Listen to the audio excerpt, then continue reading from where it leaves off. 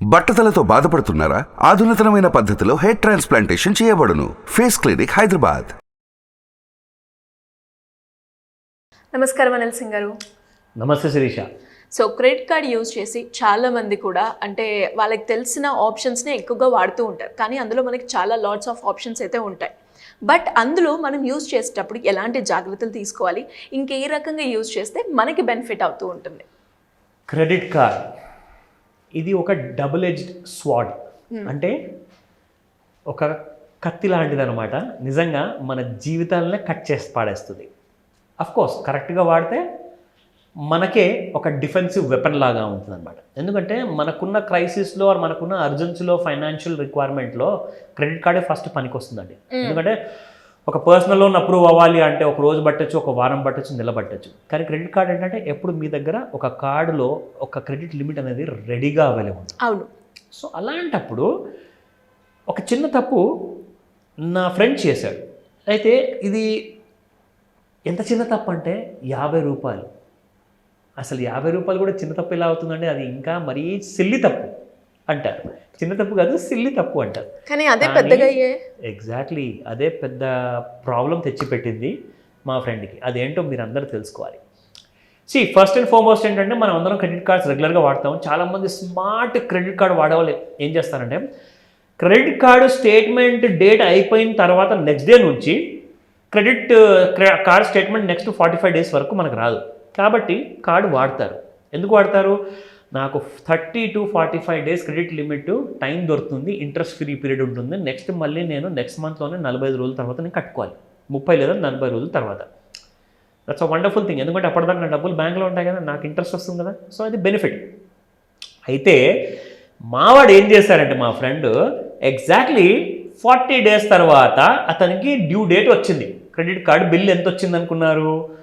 అతను యూజ్ చేశాడు, ఒక ప్రోడక్ట్ కొన్నాడు, 50,000 రూపాయల వస్తువు. 50,050 రూపాయల వస్తువు, 50,050 రూపీస్ అనమాట దాని కాస్ట్.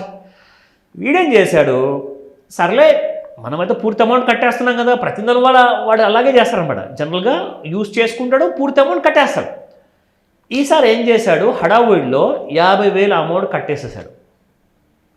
కట్టేసిన తర్వాత హ్యాపీగా ఫీల్ అయ్యేసి ఇగ్నోర్ చేశాడు ఒక విషయాన్ని. ఏంటి, అక్కడ 50 రూపాయలు అలాగే ఉండిపోయాయి. ఓకే, 50,050 రూపీస్ టోటల్ అమౌంట్ కట్టాలి వాడు. అతనేం చేశాడు, ఆ 50 రూపాయలు అన్న చిన్న అమౌంట్ ఫిగర్ కాస్త మైండ్లో నుంచి స్లిప్ అయిపోయిందేమో, ఏదో పనిలో ఉండి ఏదో పని చేసుకుంటూ సిస్టంలో చూసుకుంటూ టకటక 50,000 టైప్ చేశాడు. పేమెంట్ అయిపోయింది. అబ్బా చలో పేమెంట్ అయిపోయింది, మనము సేఫ్ అనుకున్నాడు.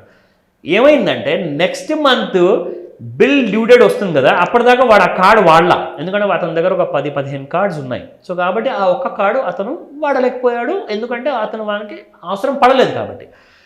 నెక్స్ట్ మంత్లో బిల్లింగ్లో ఏమొచ్చిందంటే 2,065 రూపాయలు బిల్లు వచ్చింది.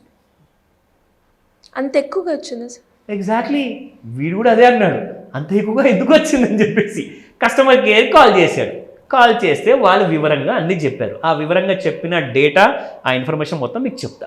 అసలు ఏం జరిగిందంటే 50,000 rupees 50 rupees 50,050 rupees total bill అండి. నేనే కన్ఫ్యూజన్ అవుతున్నాను చూడండి, ఇంత చిన్న అమౌంట్కి ఎంత కన్ఫ్యూజన్ వస్తుంది. అతను ఖర్చు పెట్టాడు. ఖర్చు పెట్టిన తర్వాత 50,000 కట్టేశాడు, కానీ 50 రూపీస్ కట్టలా. సడన్గా ఆ ఫిగర్ అనేది మిస్ అయిపోయింది అతని మైండ్లో నుంచి. అతనికి 2,065 రూపీస్ కట్టమని చెప్తే కస్టమర్ కేర్ని అడిగితే వాళ్ళు వివరంగా ఏం చెప్పారంటే, సార్ మీరు మర్చిపోయిన 50 రూపాయలు ఏదైతే మీరు కట్టలేదో దాని మీద మీకు ఇంట్రెస్ట్ పడింది.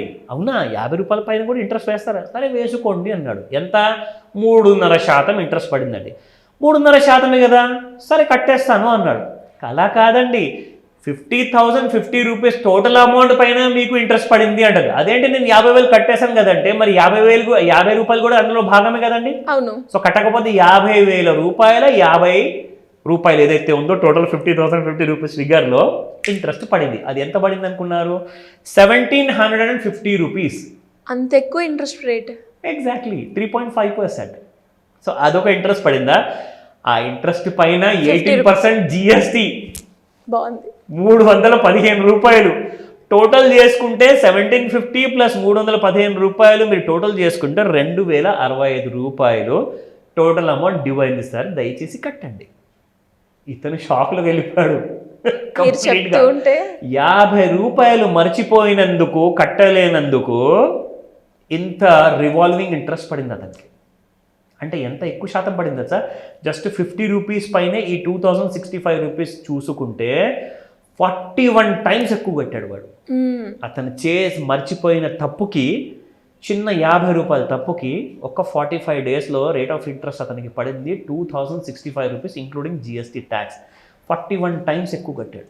సో ఒకటే మాట చెప్తానండి, అందుకే నేను చెప్పా credit card is nothing but double edged sword అని చెప్పేసి. అది మన డిఫెన్స్ కోసం మనం వాడుతున్నాం అనుకుంటున్నాం, కానీ అది ఎప్పుడు మనకు హాని కలిగిస్తుంది అన్న విషయం మనం ఎప్పుడు గ్రహించం.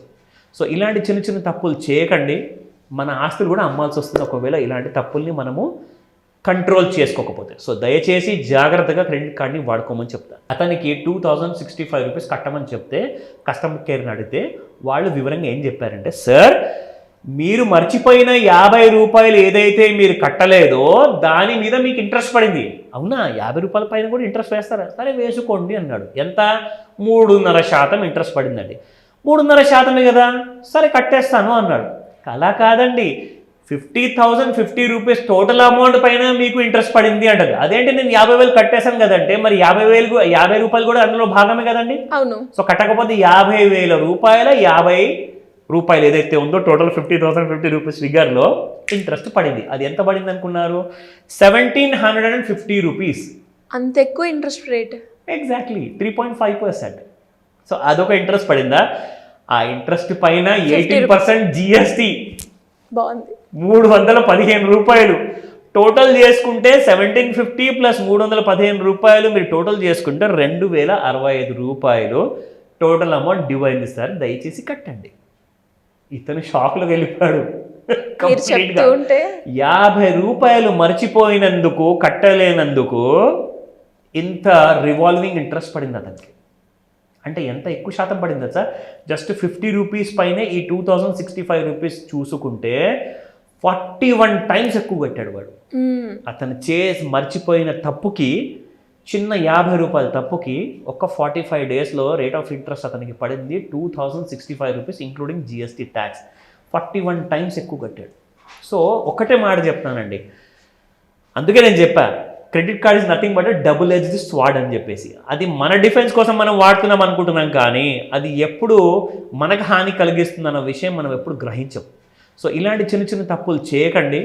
మన ఆస్తులు కూడా అమ్మాల్సి వస్తుంది ఒకవేళ ఇలాంటి తప్పుల్ని మనము కంట్రోల్ చేసుకోకపోతే. సో దయచేసి జాగ్రత్తగా క్రెడిట్ కార్డ్ని వాడుకోమని చెప్తాను. డెఫినెట్గా sir. Thank you so much. Welcome Shirisha. Suman టీవీలో మీ పర్సనల్ అండ్ బిజినెస్ ప్రమోషన్స్ కోసం కింది నెంబర్కి కాంటాక్ట్ చేయండి.